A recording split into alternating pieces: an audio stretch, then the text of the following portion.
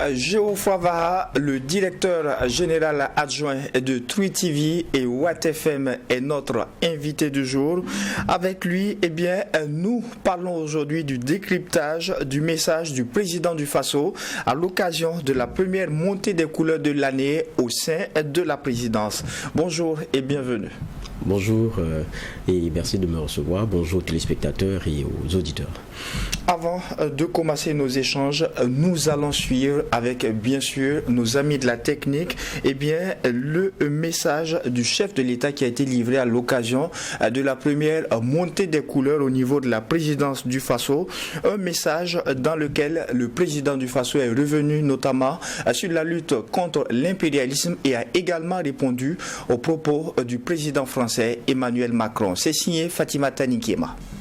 Je crois qu'on a oublié de nous dire merci. C'est pas grave, ça viendra avec le temps. Ça ne risque pas d'arriver si on tient compte des différentes sorties de certaines autorités africaines qui ont fait objet de réponse vis-à-vis des propos de Emmanuel Macron. Le président du Faso, le capitaine Ibrahim Traoré, lui a répondu au président français ce 13 janvier à l'occasion de la montée des couleurs au palais de Koulouba. Le chef de l'État estime que ces propos sont une insulte à l'endroit du peuple africain et que l'ingratitude n'est surtout pas africaine.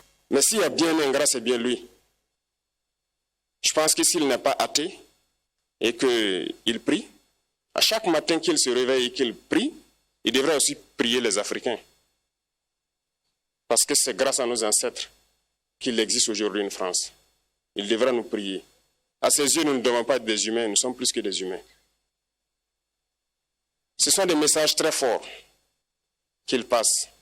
Moi, je pleure le peuple français.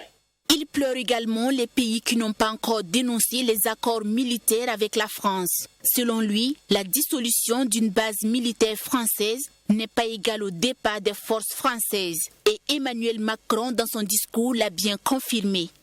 Ils ne partiront pas de certains pays. Ils ont juste dissous le dispositif. Vous ne les verrez plus dans des bases. Mais dans les ambassades, ils seront là.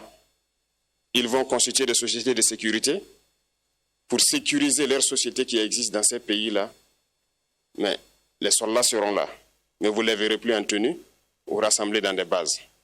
C'est tout ce que ça veut dire. Ils vont se réorganiser, mais seront là. Ils seront là, mais ils ne sont pas ceux-là qu'il faut le plus craindre. Ce sont les conseillers militaires qu'il faut craindre, nous dit le capitaine Ibrahim Traoré. Présents dans plusieurs pays africains, ils ont pour mission la mise en œuvre de la politique française au sein des forces armées africaines, nous explique le chef de l'État. À l'état-major général des armées, dans tous les états-majors d'armée, dans les écoles, c'est eux qui sont censés nous dicter la politique de notre armée. C'est eux qui nous disent combien recruter, quand recruter et qu'est-ce qu'il faut en faire. Ils sont dans les écoles pour nous dire comment il faut les former et ainsi de suite. Tant que ces conseillers militaires sont là, vous n'êtes pas indépendant. Votre armée aura juste l'apparence d'une armée qui sera là en train de faire des parades, du cirque. Mais lorsque viendra la guerre, vous vous rendrez compte que la parade, c'est une chose, mais la guerre, c'est une autre chose. À côté des conseillers militaires, il y a les élèves officiers formés par la France. Selon le capitaine Ibrahim Traoré, ces derniers sont formés pour défendre les intérêts de la France dans leur pays d'origine. Il faut travailler donc à la décolonisation des mentalités en Afrique, a-t-il laissé entendre. Retour sur le plateau du DG Info pour des échanges avec Geoffroy Vaha. Déjà, à la suite des réactions que nous avons eues du Tchad et du Sénégal, est-ce que cette sortie du capitaine Ibrahim Traoré était attendue? Est-ce que vous avez été surpris? Bon, pas forcément surpris, parce que dans le discours du président est toujours revenu la dénonciation de l'impérialisme. Et je pense que la sortie que j'avais qualifiée lorsque je passais la dernière fois ici de catastrophique, en fait cette aussi catastrophe ne pouvait en aucun cas laisser, on va dire, la présidence burkinabé sans réaction.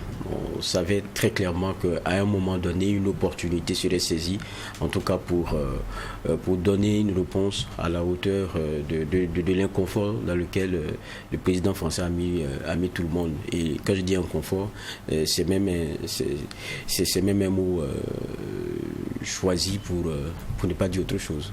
Sinon, c'est plus fort que ça.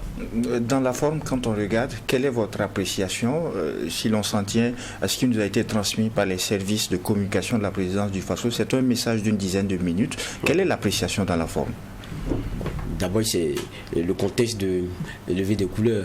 Et là, c'est des moments qui rassemblent tout le monde autour de ce qu'est l'emblème, ce qui est le symbole de notre pays. Il y a le drapeau, il y a tout ce qui va avec le sentiment, évidemment, de démontrer, de renouveler son engagement pour que cette patrie-là demeure et voit des jours meilleurs. Et cela va avec des combats. Et c'est pour cela peut-être que le président est très vite est revenu sur le sacrifice des hommes sur le terrain, ce qu'il rappelle toutefois qu'il sort donc, et puis il est revenu aussi quelquefois sur des sujets d'actualité, comme on l'a vu, la sortie par exemple du président français Macron, qui a eu la réponse cinglante qui a été celle du président du Faso. Et on l'a vu s'adressant justement au personnel de la présidence du Faso. Eh bien, le capitaine Traoré a d'abord insisté sur une décolonisation mentale, et là il appelle à un retour aux valeurs. Qu'est-ce que vous en pensez? La question de la décolonisation mentale, c'est un élément sur lequel les gens ont beaucoup écrit, parce que il faut comprendre que le principe même, c'est que sur la période de la colonisation ne s'est pas faite sans séquelles, même si pour la plupart des pays après il y a la période des indépendances et tout, et quoique le concept même indépendance, il faut savoir aussi l'appréhender, parce que ça demeure un combat de tous les jours, étant entendu le lien fort que l'ancien colon continue de garder, et forcément son envie de pouvoir impacter sur les trajectoires de ces pays qu'il dit avoir laissés. Donc ça devient comme un genre de combat de tous les jours. Mais pour revenir à la question par exemple de la décolonisation mentale, comme j'ai dit, il y a beaucoup qui ont travaillé là-dessus, c'est que cette période de colonisation, elle a d'abord touché les identités pour ce qui est de ces pays-là, parce que là-dessus il y a eu un fort travail qui a fini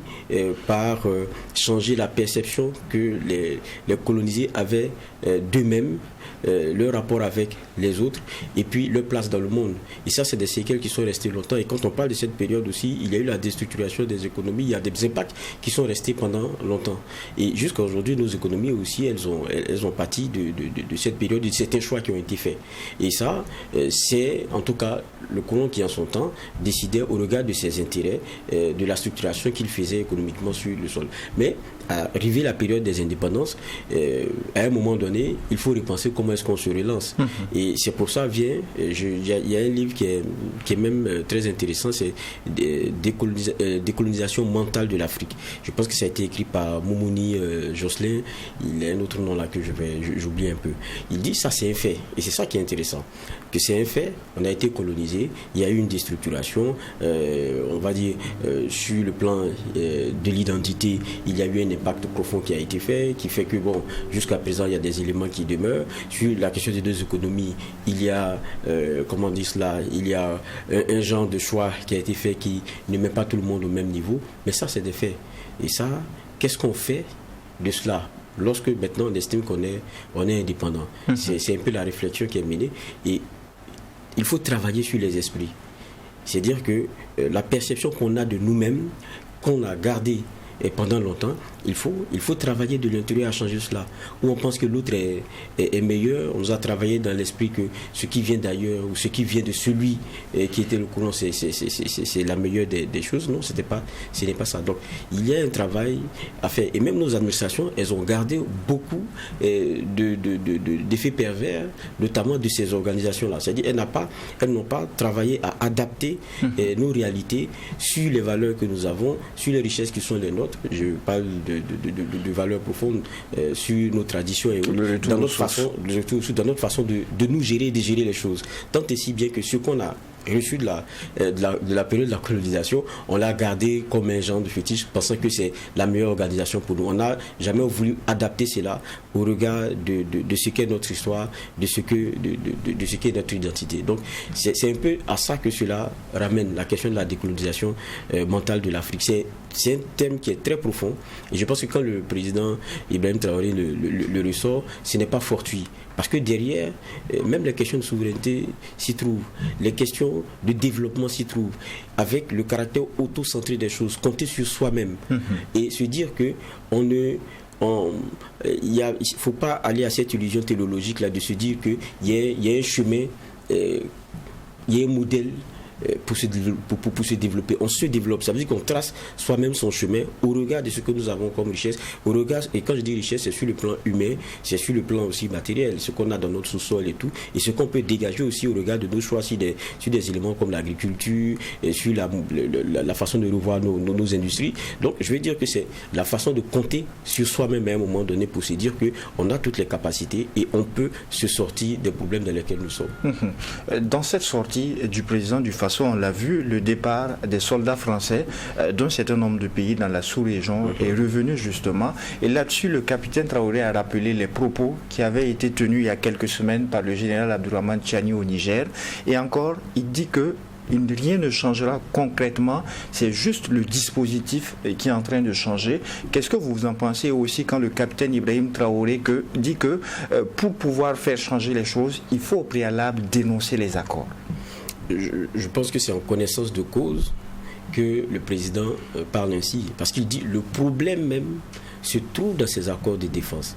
La plupart du temps, ce qui a pion sur rue, c'est que nos États, depuis la colonisation, ont pris un certain nombre d'engagements, mais ça ne sort jamais forcément sur la place publique. Et si vous vous rappelez, il y avait même ce type de débat-là, même sous la présidence de Roch Kaboré. Lorsque encore le président Macron convoquait et avait des sorties un peu malencontreuses, le sommet de Pau par exemple, c'était cette bonne, mais c'est quoi le problème? Qu'est-ce qu'on a comme lien avec eux qui leur permet par moment de faire ce type de sortie? Et puis les questions militaires même étaient interrogées. Mais pourquoi leur présence à un moment donné, lorsque ça ne donne pas la satisfaction, on ne peut pas s'en défaire? C'est comme si on est lié par des engagements qu'on a pris, et beaucoup disaient mais est-ce que les accords, il ne faut pas les publier et tout et tout.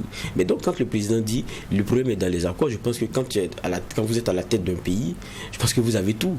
Et donc il est assez bien placé pour nous dire peut-être ce qui se trouve dans ces accords-là qui fait que ça ne peut être que contre-productif pour les pays aujourd'hui et à cette ère-là au regard des problèmes qu'ils rencontrent.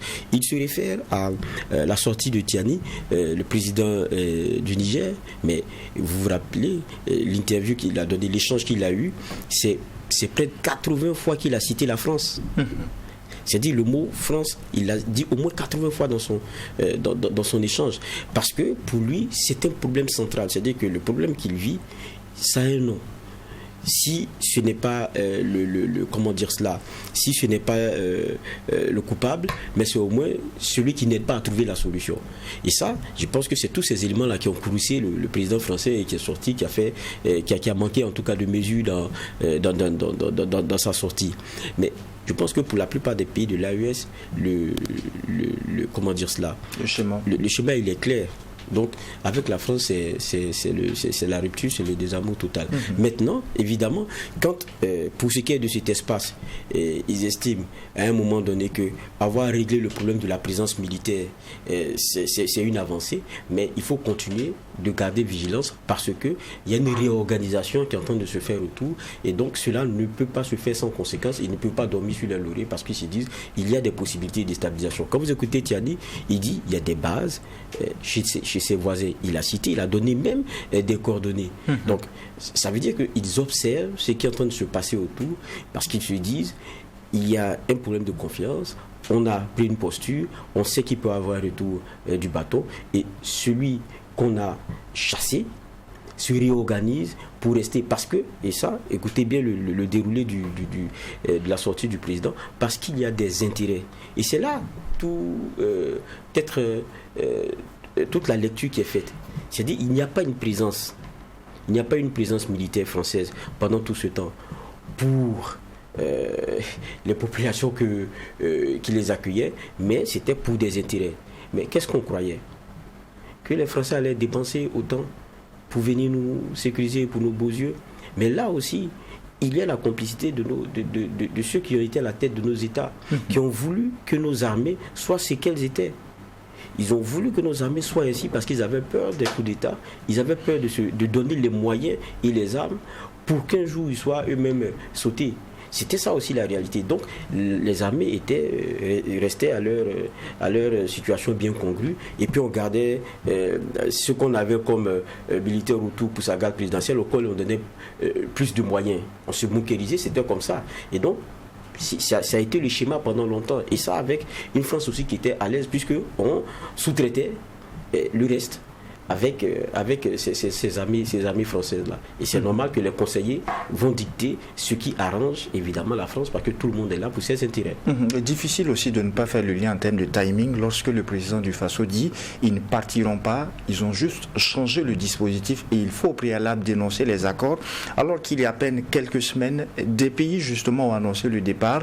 Une pensée par rapport au Sénégal, le Tchad a annoncé le départ en dénonçant bien sûr les accords, mais au Sénégal ça n'a pas été le cas. Est-ce que on indexerait ces pays-là?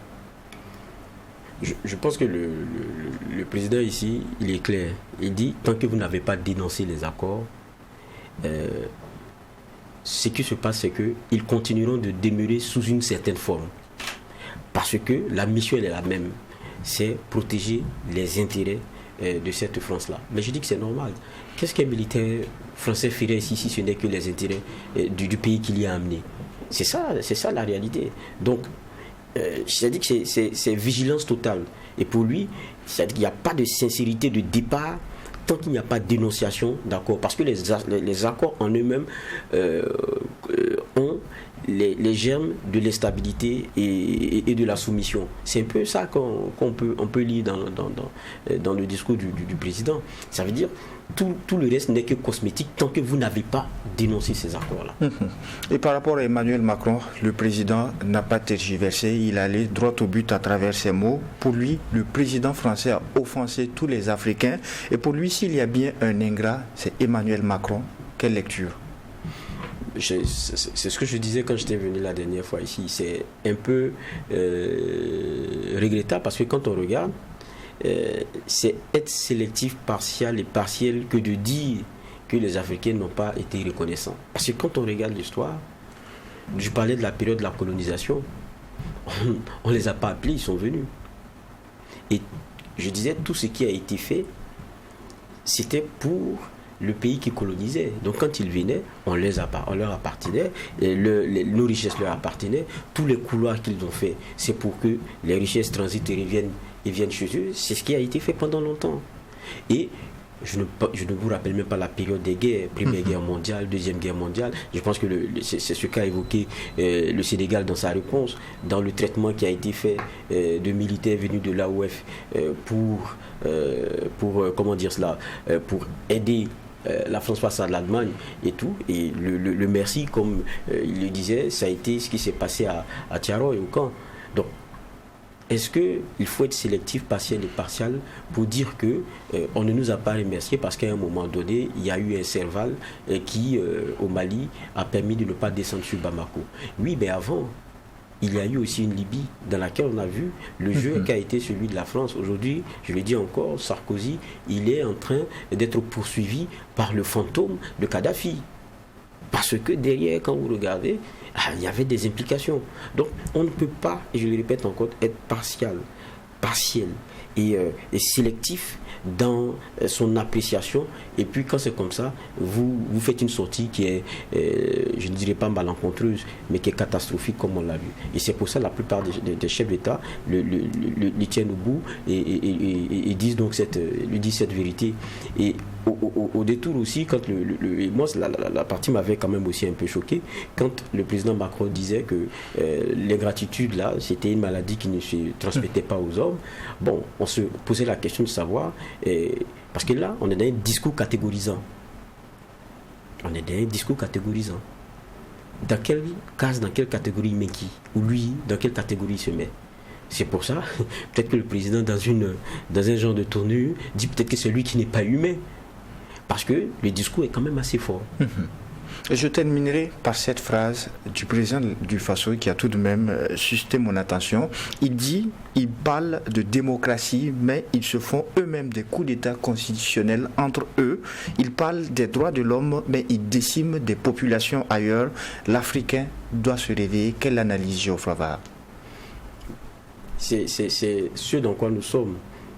Quand vous voyez un peu ce qu'ont été les débats de fond au niveau de la CEDEAO, c'était qu'il y avait des chefs d'État qui voulaient donner la leçon, parce que se disant démocratiquement élus, à d'autres chefs d'État qui, eux, sont issus de coups d'État.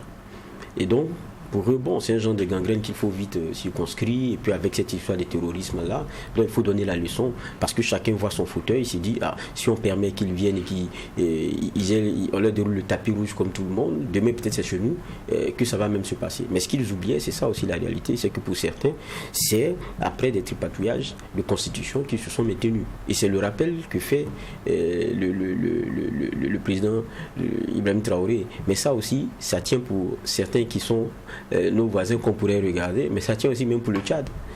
Parce que quand vous regardez comment est-ce que le président tchadien s'est maintenu, je pense qu'au regard de la Constitution, c'était pas bien lui. Mais encore que là, je pense que ce qui est questionné, c'est comment cela est perçu avec quelquefois une réaction à géométrie variable. Quand vous prenez le cas du Tchad, c'était un coup d'État constitutionnel, ça n'y a rien à faire, mais la France elle a pris acte, elle a accompagné jusqu'à ce que, il y ait ce genre de désamour qu'on a vu avec les visites lorsque le président Itno-Fils partait en Russie et tout.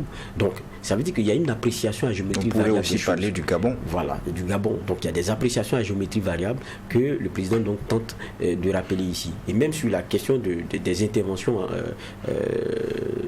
par exemple militaires ou de certaines missions hors du pays, il rappelle que quelquefois elles n'ont pas été justes. C'est cela la réalité aussi. Merci à vous, Geoffroy Var. Je rappelle que vous êtes le directeur général adjoint des médias à Twi TV et Watt FM ici à Tam Tam Group Press. Grandement merci d'avoir accepté cette invitation.